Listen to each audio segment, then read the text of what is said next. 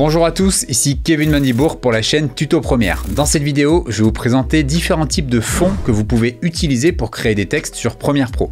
Il est vrai qu'on se pose souvent la question, mais qu'est-ce que je vais mettre comme background, c'est-à-dire comme fond avec mes animations de texte? C'est pour ça que j'ai eu l'idée de vous réaliser un tutoriel sur le sujet. On va voir par exemple sur Envato Elements comment trouver ces différents fonds. Je vous ai également mis toutes les ressources téléchargeables qui m'ont servi à réaliser ce tutoriel. Vous trouverez ça dans la description. Allez, c'est parti, on se retrouve de suite sur Premiere Pro. Pour réaliser ce tutoriel, je vous ai pris différentes animations de texte que j'ai déjà expliquées sur la chaîne Tuto Première. Je vous mets les liens dans les fiches qui vont apparaître à droite de la vidéo. Vous pouvez également retrouver tous ces liens dans la description pour pouvoir vous former également aux animations de texte via After Effects. Alors on va commencer avec les lens flares. J'ai l'habitude d'en utiliser pas mal dans mes vidéos. D'ailleurs, je vais vous montrer. Ça, c'est ma séquence habillage Tuto Première. Vous voyez, j'ai pas mal d'effets de lens flare anamorphiques. Vous voyez, des petits effets qu'on peut placer directement sous un texte et ça rend en général très bien. Alors je vous montre, j'en prends un par exemple ici, je le mets sous mon texte. Et là, comme vous pouvez voir, on a un petit effet sympathique de lens flare. Donc ça, c'est vraiment top pour les animations de texte. Je vais vous montrer comment faire pour trouver ça sur Envato. C'est très simple. Vous vous rendez sur Envato Elements, vous vous mettez dans vidéo, vous tapez ici lens flare. Vous pouvez rajouter anamorphique, en général, ils sont un peu plus jolis ceux-là. Voilà, lens flare anamorphique. Là, vous en avez des tonnes. Donc, on a par exemple ici un très beau. Voilà, moi, ce que je cherche en général, c'est quand même des choses assez discrètes. Vous voyez, là, on a un petit lens flare comme ça, c'est pas mal.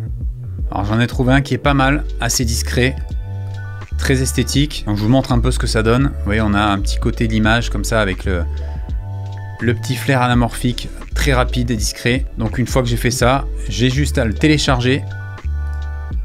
Une fois inséré sur le logiciel de montage, je vais prendre un passage qui m'intéresse. Par exemple, ça c'est pas mal quand on commence à avoir le flair sur le côté. Voilà. Et vous glissez ça tout simplement en dessous votre texte. Voilà. Ça donnerait ça pour ce cas d'utilisation. Voilà, comme vous pouvez voir, c'est très esthétique. Ça marche très bien. Alors quand utiliser ce genre de titre et tout ce que je vais vous montrer dans ce tutoriel, tout simplement quand vous avez des chapitres, des nouvelles parties à faire dans des vidéos et que vous avez besoin de mettre un titrage, là voilà, c'est une idée d'utilisation pour mettre justement tous ces fonds qu'on va voir ensemble dans cette vidéo afin de vous démarquer, de sortir un peu du lot, de faire des choses un peu plus originales, un peu plus travaillées que vous ne pourriez faire avec un simple texte comme ça sur un fond noir. On passe ensuite à une deuxième animation qu'on va cette fois-ci illustrer avec une nouvelle catégorie, c'est les light leaks. Alors les light leaks, ça ressemble un peu au lens flare. Vous allez voir, il n'y a pas d'effet horizontal comme ça. Alors je vous montre ce que ça donne. Je tape light leaks. C'est des effets vraiment avec beaucoup de flou. Vous voyez, donc ça ressemble un petit peu au flare, mais on voit plus la rondeur ici des lumières. Vous voyez, par exemple, c'est des effets beaucoup plus gros comme ceci. Voilà, c'est comme ça les light leaks. C'est en général plutôt utilisé pour les transitions. Là, c'est quand même très présent dans l'image. Voilà, si je prends celui-là, c'est très présent. C'est quand même très joli. On va prendre celui-là. Voilà, je vous ai pris trois exemples. Vous voyez, celui-ci, il est plus pour une transition parce que vous voyez qu'ici, on passe de quelque chose de discret à hop, un gros flash blanc. Donc ça, c'est plus pour les transitions. Je ne vais pas utiliser ça pour mon titre. Là, pourquoi pas? Là, on a du bleu comme ça, c'est joli. J'aime bien la texture que ça crée. Celui-là ici, pourquoi pas, mais il n'y a pas assez de matière. Alors, vous voyez, la traduction, c'est littéralement fuite de lumière, light leaks. Donc c'est pas mal. On va prendre celui-là. Je vais télécharger. Je vais vous montrer ce que ça donne. Hop, je repasse sur Première, je glisse mon light leaks, je vais chercher un endroit qui m'intéresse. Donc après, peut-être ici quand c'est un petit peu noir, voilà comme ça, et après ça apparaît. Je trouve ça donne vraiment de la texture, c'est très intéressant là pour les fonds. Et voilà, je glisse ça comme ça, et voici le rendu. Ouais, c'est quand même super joli, c'est très esthétique. On passe au troisième type de fond. Cette fois-ci, je vais vous montrer les textures dégradées. C'est aussi quelque chose auquel vous pouvez penser pour les animations de texte. Je vais taper cette fois-ci dans la recherche gradient. Voilà, ça va nous faire des dégradés. Vous voyez, on a pas mal de dégradés. Donc ça peut être intéressant, pareil pour des vidéos un peu plus colorées. Vous voyez, plus pour un thème un peu plus décontracté que ce qu'on a fait jusqu'à présent, qui est assez cinématographique. Là, c'est vraiment, on est plus sur du motion design, vous voyez. Ça, c'est des choses que vous faites avec After Effects. C'est pas mal aussi de pouvoir illustrer avec ce genre d'anime. En fait, c'est un mix de dégradés et de formes, comme pour le motion design. Voilà, donc je vais prendre celui-ci qui est relativement foncé. À savoir, hein, quand vous avez un texte blanc comme ceci, il vaut mieux privilégier un fond plutôt foncé. Comme ça va plus le faire ressortir par rapport à un fond plus clair comme celui-ci, où là, on verrait un peu moins le texte. Après, ça se retravaille, bien évidemment, vous pouvez foncer le fond. Mais là, pour l'exemple, je vais vous prendre celui-ci qui est pas mal du tout. Toujours pareil, je viens d'importer le fond. Je vais prendre un passage qui m'intéresse. Voilà, je fais mon in et mon out. Je glisse en dessous mon animation de texte. Et là, voici le résultat. Vous pouvez voir, ça fait beaucoup plus coloré, beaucoup plus dessin animé que le reste. Ouais, on est plus sur vraiment du motion design assumé avec pas mal de couleurs. Là, on était plus sur quelque chose d'assez sobre, assez cinéma. Là, pour des vidéos YouTube, je trouve que ça passe pas mal. Ça peut être intéressant d'utiliser ce genre de fond. On passe maintenant à une autre catégorie. Cette fois-ci, c'est les effets de poussière, de particules de poussière. En anglais, c'est Vintage Dust. Pour trouver ça, vous tapez cette fois-ci Vintage Dust, comme ceci, et là vous en avez pas mal. Alors vous aurez pas mal de choses en Super 8 mm, voilà les vieux films, comme à l'époque avec les vieilles caméras en pellicule. C'est de là que ça vient en fait, ces effets de particules. Ouais. En fait l'idée c'est de recréer volontairement des défauts dans votre image. Alors il y a plus ou moins forcé, là vous voyez, si vous voulez faire le style un gars une fille, ça va plus être cet effet là qui est utilisé, mais vous pouvez également en avoir des beaucoup plus discrets. Alors là on a carrément un mix de light leaks et poussière. Vous voyez, vous pouvez carrément avoir des deux, donc je vais vous le montrer. N'hésitez pas à parcourir les différentes pages sur Envato Elements, il y en a vraiment beaucoup. Pour ce type de recherche, ce site est tout à fait adapté. Alors vous voyez, celui-ci, il est intéressant, mais il est trop violent. Je trouve qu'il y a trop d'informations, ça va trop vite. Ça va peut-être être un peu bourrin pour l'animation. Celui-là, c'est pareil, hein, je trouve que c'est quand même bien abîmé là comme image. Ça, c'est pas mal. Oui, je vais prendre celui-là, je vais vous le montrer parce que ça...